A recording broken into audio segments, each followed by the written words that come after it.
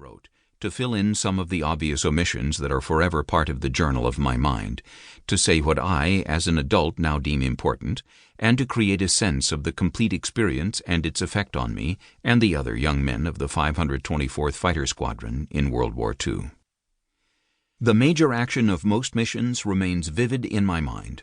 The words inked in that little book while I sat in my cot under the dim light years ago remind me of where we went and what we did.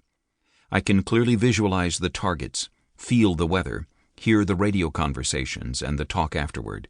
I can see the faces and recall the gamut of emotions. Some of the smaller maneuvers, such as movements in formations, dive-bombing runs and strafing passes, takeoffs and landings, and evasive action, were repeated so often and in such typical ways that the descriptions in the following pages will be accurate. My logbook, also yellowed over time, tells me how long each mission lasted.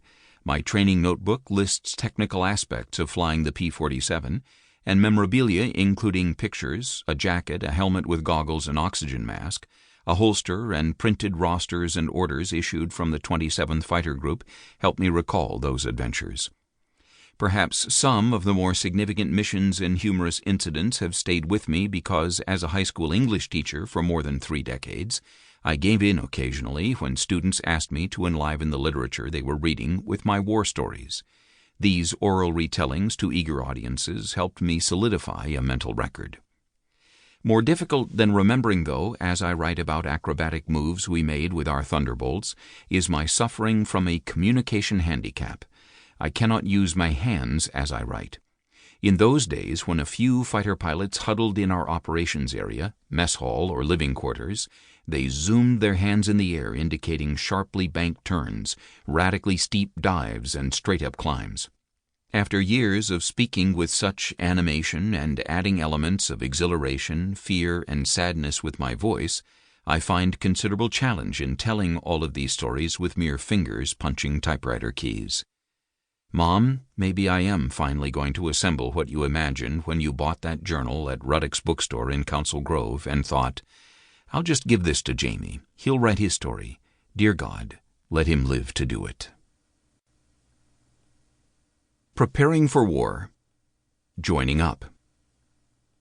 Although most of my high school classmates in Council Grove didn't even consider college, I never imagined not going. I chose Kansas State Teachers College of Pittsburgh, now Pittsburgh State University, in the fall of 1942, hoping that its strong printing school would help prepare me for the day when I would own a country newspaper. In addition, the well-known track coach there, Doc Weed, saw me high jump at a meet in Emporia and asked me to try out for his team. The invitation from this tall and dignified man overwhelmed me, even though he had not so much as offered me a scholarship or even made an actual recruiting pitch. Tucked away in the southeast corner of Kansas, where I had never been, Pittsburgh seemed strange to me. The city, about 40 blocks long, sat on a flat plain surrounded by poor farm ground, and row after row of huge, ugly furrows where mammoth shovels had scooped coal from the earth. Not a large place, but larger than Council Grove, it had the feel of an industrial center to me. The campus, its red brick buildings huddled around a sidewalk called the Oval, covered a couple of city blocks. The teachers and classes were great, but even now, when thinking of those days, a sense of inferiority surges through me. I felt like the country bumpkin around all of the confident upperclassmen and women. Also, there were soldiers on campus trained to be glider pilots.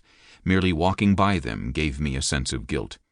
The United States had been at war for 10 months. I was 18. If our country had been farther along in building training facilities, my draft board would have already hauled me in.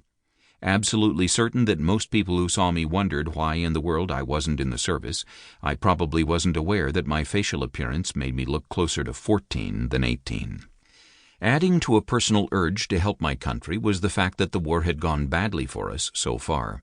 The Japanese had killed and captured many Americans in taking over the Philippines. They also gained control of Malaysia, Burma, Indonesia, and several Pacific islands. And the Germans controlled Europe and North Africa and were attacking Russia and bombing England.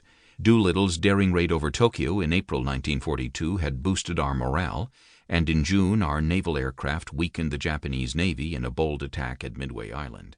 but most of the... To keep listening to this audiobook, I've left you a link in the description so you can do it, at no cost thanks to Audible's 30-day free trial.